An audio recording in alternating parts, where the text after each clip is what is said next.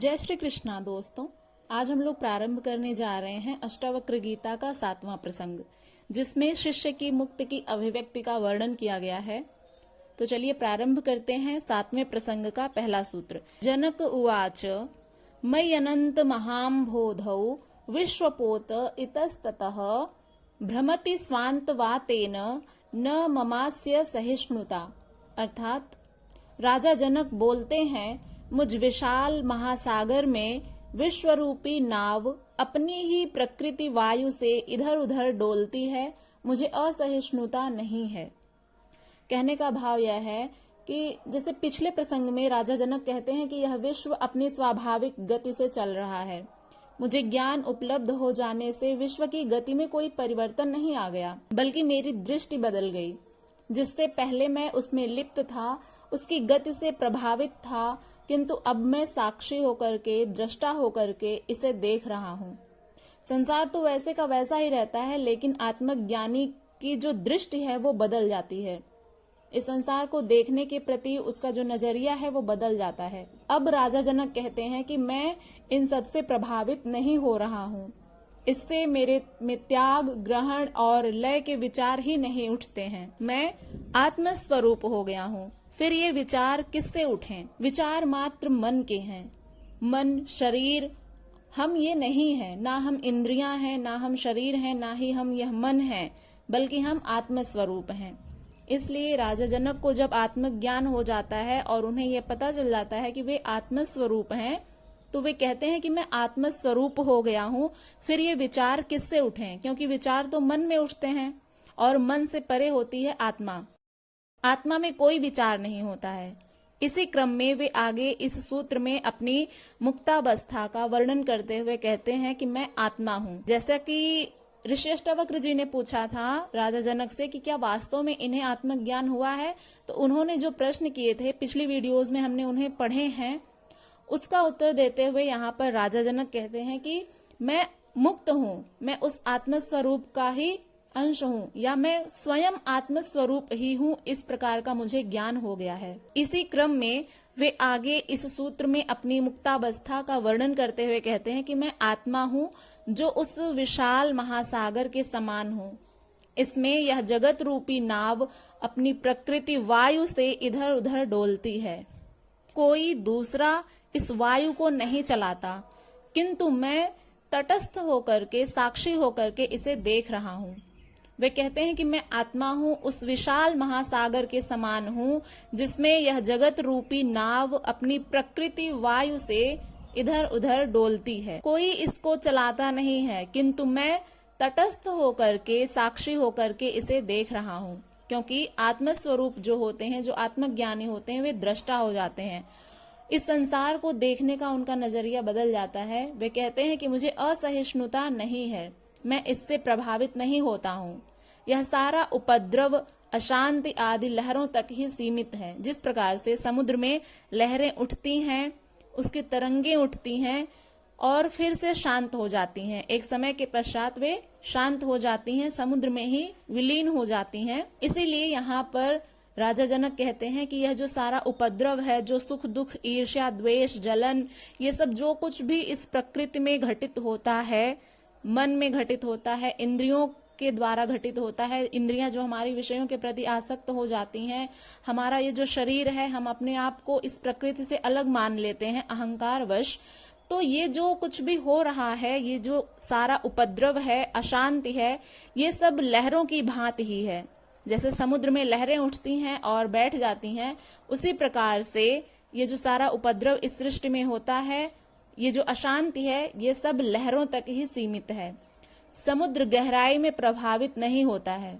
समुद्र बहुत गहरा और विशाल होता है, इसलिए जो लहरें उठती हैं उसे प्रभावित नहीं करती। इसी प्रकार मनुष्य की सारी अशांति का कारण उसका मन है। मन ही हमारी शांति और अशांति का कारण है। यदि हम सोच लें कि हम शांत मनुष्य हैं, शांत स्वरूप आत्मा है, तो हमें कुछ भी विचलित नहीं कर सकता है।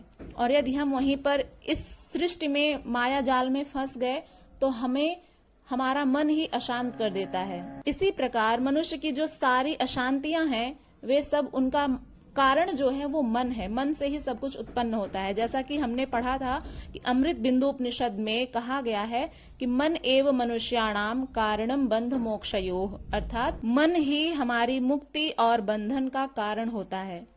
मन में ही कामनाओं वासनाओं की लहरें उठती हैं। यह मन का स्वभाव है कि हमारा मन जो है विषयों के प्रति आसक्त हो जाता है और कर्म के फल की चिंता करने लगता है।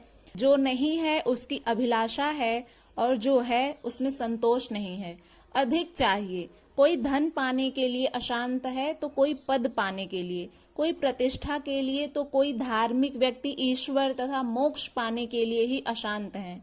लोग भिन्न भिन्न कारणों से अशांत हैं। इस सृष्टि में आप सब लोग देख पा रहे होंगे और एक मनुष्य होने के नाते आप सब स्वयं पर भी विचार कर सकते हैं कि ये जो अशांति है वो हमारे ही मन से आती है। यदि हम अपने आप को इन सब द्वंद्वों से, इन मकड़ जाल से यदि हम बाहर आ जाते हैं तो हम एक शांत स्वरूप आत्मा है।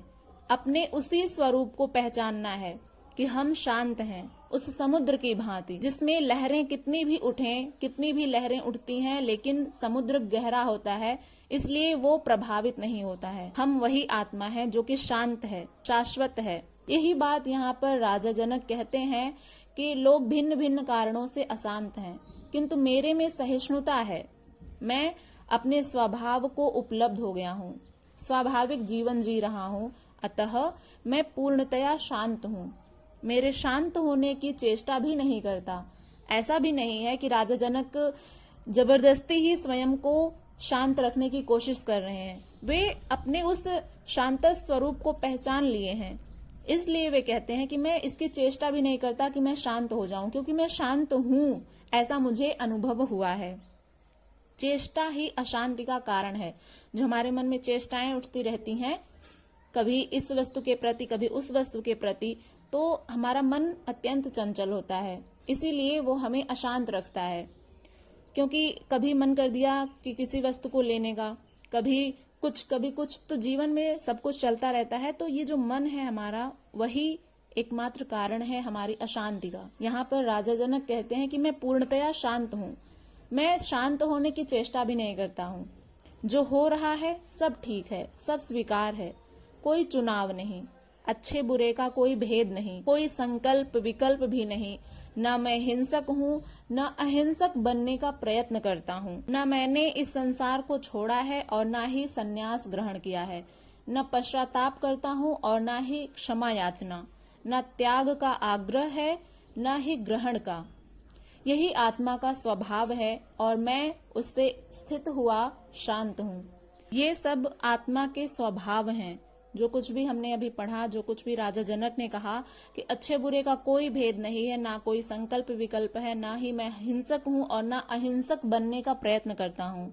प्रयत्न भी नहीं करना है और ना मोक्ष पाने की इच्छा करनी है, ना ही स्वर्ग जाने की कामना करनी है, ना ही अहिंसक बनने का प्रयत्न करना है। और मैं हिंसक नहीं हूँ, ना ही मैंने इस संसार को छोड़ा है और ना ही मैंने संन्यास ग्रहण किया है। केवल अपने आत्म स्वरूप को जान लिया है और यही आत्मा का स्वभाव है कि ना तो वो पश्चाताप करती है, ना ही क्षमा याचना करती है, ना ही त्याग का उसमें आग्रह है और ना ही ग्रहण करने का। और यही बात राजा जनक यहाँ पर कह रहे हैं कि मैं आत्म स्वरूप में स्थित हुआ शांत हूँ। आशा करते हैं कि ये सूत्र आपको समझ में आ गया होगा।